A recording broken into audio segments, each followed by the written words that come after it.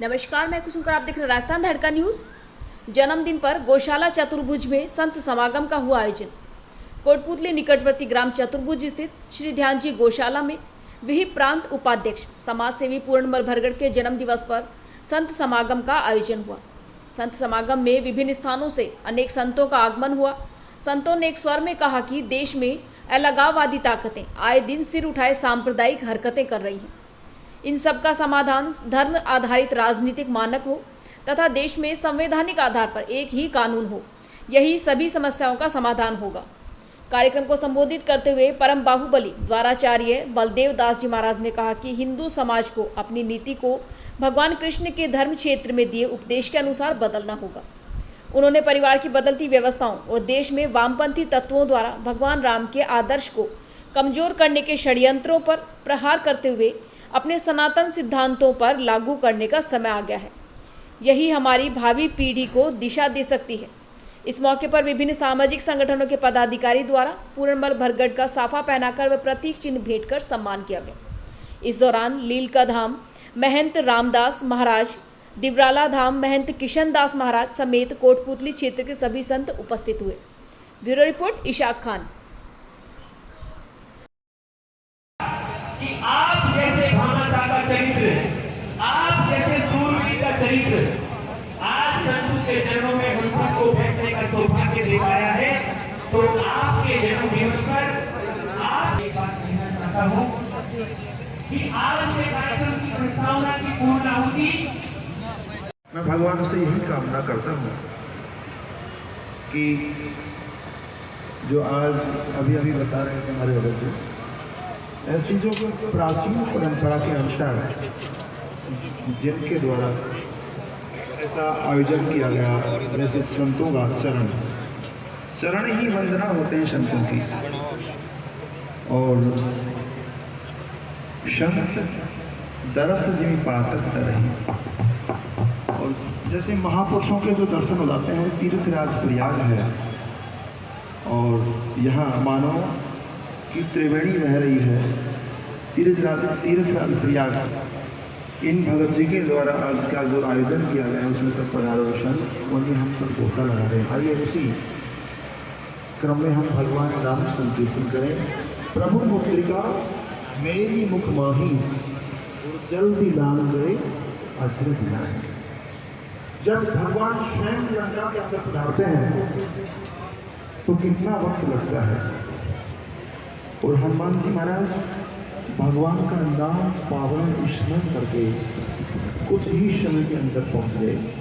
आइए हम उसी पावन नाम का स्मरण करें। सीताराम जय सीताराम सी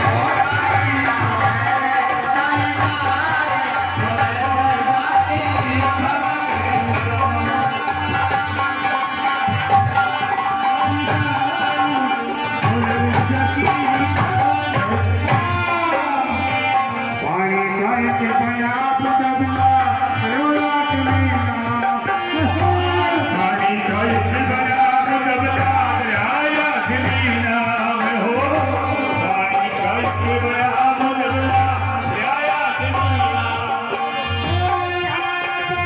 इस प्रोग्राम में जो है सब संत पधारे हैं, तो सब संतों का भी आशीष है कि प्रभु सबको ना बहुत समर्थ बनाए, हमारे पूरण जी को भी बहुत विशेष रूप से समर्थ बनाए, ताकि ये बहुत अच्छी सेवा कर सकें। तो सेवा जो है वो समर्थ करता है, तो हम सब समर्थ बने, सब सेवा करें।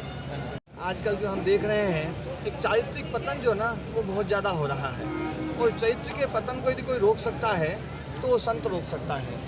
क्योंकि कहा जाता है माँ जो है ना बचपन को संवारती है, लेकिन जवानी को जो है ना वो महात्मा ही संवारता है, और बुढ़ापे का सहारा परमात्मा होता है।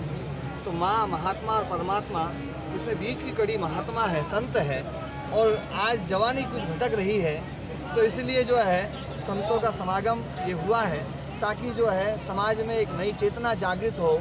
और ये जो धरा है, ये गौ माता की गौशाला का एक पावन स्थान इन्होंने चयन भी बहुत अच्छा किया है। ये वास्तव में 33 कोटि देवी देवताओं का मंदिर है, और इस मंदिर में इस प्रकार का कार्यक्रम जो है संतों का आशीर्वाद सबको मिल रहा है। आप देख रहे होंगे अलग अलग परंपरा से, क्योंकि संत तो सब परंपरा वाले जो है ना सब एक ही हैं। कोई राम के गुण गा रहा है, कोई कहना जो है कोई भगवान कृष्ण जी के गीत गा रहा है, कोई शिव जी के गीत गा रहा है, कोई निर्गुणी, कोई सगुणी, सब प्रकार के जो संत यहाँ पर आए हुए हैं। और सबने एक ही बात जो है ना कि भैया अपने जीवन को जो है ना पवित्र बनाओ, अपने जीवन को उज्जवल बनाओ, अपने जीवन को भक्तिमय बनाओ। और भक्ति क्या है? भक्ति का वास्तव में अर्थ है सेवा। भक्त का अर्थ होता है सेवक। तो जो समाज की सेवा कर सके, दूसरों की सेवा कर सके, और सेवा वही करता है जो समर्थ होता है। तो बड़ा संत समागम देखने को मिल रहा है, और जिसका टाइटल है संत आशीष। संभवतः इस क्षेत्र के लिए दुर्लभ है, क्या कहना चाहते हैं? देखो, ये भारत भूमि, ये धरा जो है ये संतों की भूमि रही है। यहाँ की पहचान संतों से रही है। सिकंदर जब इस देश में आया था तो सिकंदर के गुरु ने कहा था कि वहाँ से, भारत से जो है एक संत को लेकर के आना। तो भारत की पहचान संत से है, और जो भारतीयता से जुड़ा हुआ है, जो भारत की अंतरात्मा से जुड़ा हुआ है, वो व्यक्ति जब भी कोई कार्यक्रम करेगा तो संतों का आशीर्वाद लेकर के ही काम करता है। हमारे पूरण जी, जिनके साथ में भगत जी शब्द जुड़ा हुआ है, और भगत और संत जो है ना एक जैसे होते हैं। संत और सैनिक, क्योंकि हमारे पूरण जी जो है ना पहले भी सैनिक रहे हैं, और संत और सैनिक की राशि एक होती है। हर प्रकार के मोह को छोड़ करके, हर प्रकार के परिवार को छोड़ करके उस जो संत या सैनिक जो है वो घर से निकल जाता है। तो हमारे ना पूरण जी जो है वो भी भक्ति में लगे हुए, इसलिए इनका नाम भी लोगों ने जो ना भगत जी रख दिया। और ये जो कार्यक्रम है, ये कार्यक्रम भी उन्होंने इसलिए आयोजित करवाया है कि समाज में एक जो अहंकारिता, अभिमानिता। तो आपके द्वारा हर एक कार्यक्रम एक नवाचार होता है, और आज फिर से आपने एक नवाचार किया है, और संत आशीष के नाम से इस तोरावाटी क्षेत्र के तमाम संतों को आपने एक साथ एकजुट एक मंदिर में ला के खड़ा किया है।